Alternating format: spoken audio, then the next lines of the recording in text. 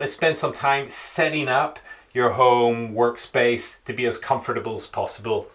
We want to get the ergonomics just right. We're going to ergonomize, create some words, and get yourself as comfortable as possible. So as you see here, I'm standing. Now I've worked in a lot of offices. Some have been quite plush with desks that you can change the height. Here at home, we don't have that luxury. I've got a kind of dresser, which is a very strange height. It's not really good for neither sitting nor standing, so I need to adjust stuff.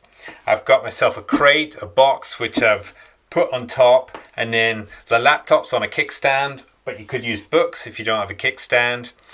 I want the height of my screen to be, the top of the screen should be aligned with my eyes. So when I'm looking at the screen, the eyes are slightly lowered whilst I keep my chin parallel to the floor.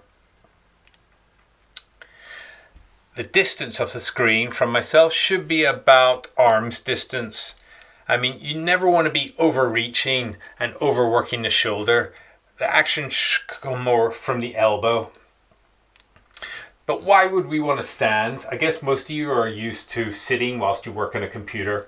So standing has a lot of advantages. When we sit, there's this tendency to round the back. So the front gets shorter, the back is always in this tension, being lengthened.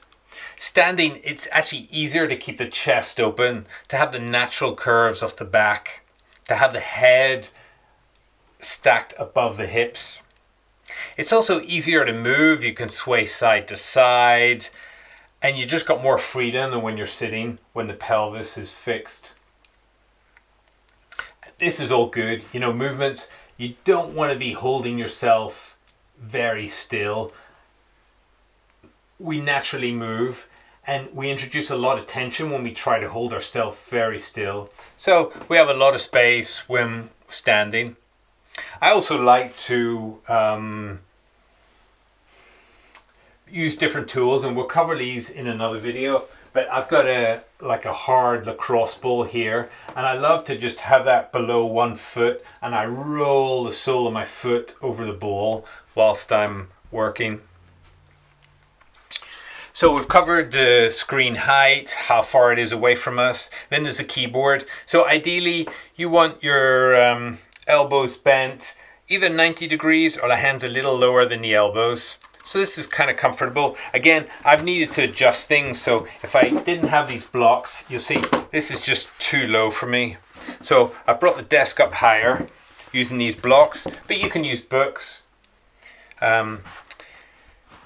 The mouse, so the height of the mouse, the position of the mouse is something we really want to change up and play around. We don't want the mouse hiked up so the shoulder's in tension. We always want to be able to open the chest, the shoulders. This is external rotation. The shoulder can open and be relaxed. So this is not a bad height for me, but I quite like changing the height once in a while. I might put a book on there. It just stops us from gives us more options. We're not repeating the exact same thing. I also recommend changing the mouse over to your non-dominant hand. In my case, my left hand. So I'm going to be slower when I work in this side because I'm less practiced. So that's, firstly, I need to accept that. I'm going to choose my moment of when to bring the mouse over to my left hand side. I'm not going to do it when I'm on a deadline. I'm stressed with time. I'll do it when I have a bit more time. I mean, this is a great way of balancing out the body, the left side, the right side, rather than always doing something on the right side. You can take it further when you brush your teeth. How about you brush your teeth with the left hand? When you're putting your trousers on in the morning, how about you put the other leg in first? Let's see, so we got our computer, we've talked about the mouse. Okay, reflections are not good on the screen, so try and get the lighting right. Also, if you like dark mode, if you find that less strain on the eyes. If you're working in the evening, I recommend a blue light filter. Blue light suppresses the melatonin hormone, which helps us get to sleep. So Blue light filter just means it's easier to transition from working to rest and sleep. And lastly, if you're talking on the phone a lot, you want a headset, or if you're working off some notes or a book, you ideally want the book propped up so you're not having to always round your spine to look at it. Get creative, you know. I had some childhood Lego lying around, so I made this little stand for my notepad. So it's fairly comfortable there. Like I say, there's no hard and fast rules. Almost it's better to keep changing, altering things a little bit. So that's standing, and I probably spend 2/3 of my computer time standing.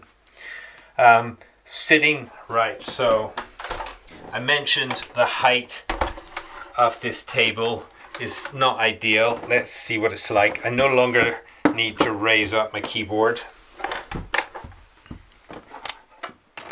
I can definitely get rid of this box.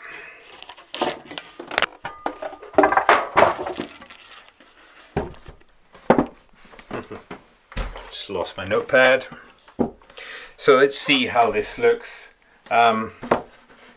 Realize you can't see me. So my elbow is a bit lower my wrist. This is not so good. I want to bring my hips up higher. So I'll just take my blocks, again, books, cushion, use what you've got. If I bring my hips up higher, that feels more comfortable for my back. The height of the screen is aligned. It's not bad for the keyboard as well, the mouse. Sometimes I might bring a second lower table here and bring the mouse a little bit lower so I can again change the height position. And that's pretty much our setup. Like I say, I recommend standing part of the time, sitting part of the time, keep some movement. We're gonna be creating a lot of fun exercises that will give you a break from the monotony, things you can just easily integrate into your home working day. But having a position, a central kind of position where your body can take on a comfortable shape, that's the first start.